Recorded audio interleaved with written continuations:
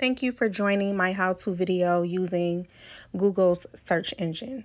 So I typed in custom search into the search bar, and you're going to go ahead and click on the first one, and it's going to take you here. I am giving you a how-to video using your phone device, which can be very useful if you are away from your school building, if you're away from your desk, if you are at an airport or a coffee shop, and there's just something that you want to set up for your students. It could even be useful if you are absent for the day and there is a substitute there, things that you can do while you are away from school that is still effective for the students. If you scroll down to where it says get started, you will click here. I think that Google's custom search is very useful in the classroom because it is a very safe option for your students to search for the things that they need. Not only that, if you put in a certain topic for your Google search engine, that is the only thing that is going to pop up for students. So as you can see, this is what it looks like from the phone. In the upper right hand corner is going to have the icon as you log in.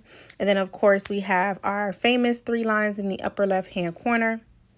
And this is just going to give you your help center, your main menu, and different things like that. Now, as you can see on this page, I do have one already created that's called What's Cooking.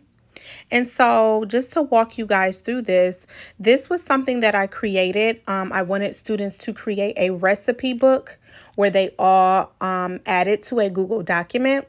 And so when they went to my search engine, basically the only thing that will pop up will be recipes for kids. And I made sure that I put in for kids so that the recipes were easy to read and kid friendly. So I just gave my search engine name What's Cooking, just for something fun for students.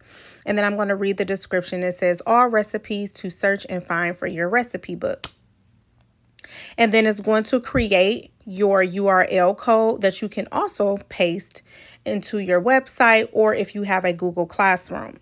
Then if you scroll down to the bottom, one of the features that I really love is how you have image search. Safe search. Safe search is always or should always be turned on because you want to make sure that your students are safe while they are searching the web. And then you have other options. When you scroll down to the bottom, these are the sites that I found and went through for students to make sure that they had all of the things that I wanted as far as pictures, being kid friendly.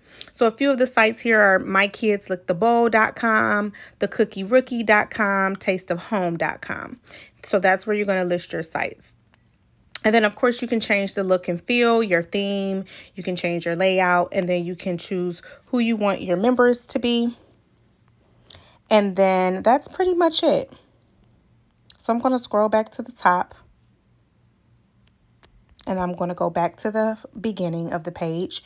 You would just click on the blue add button. And here is where you would create your search engine. You would put in the name.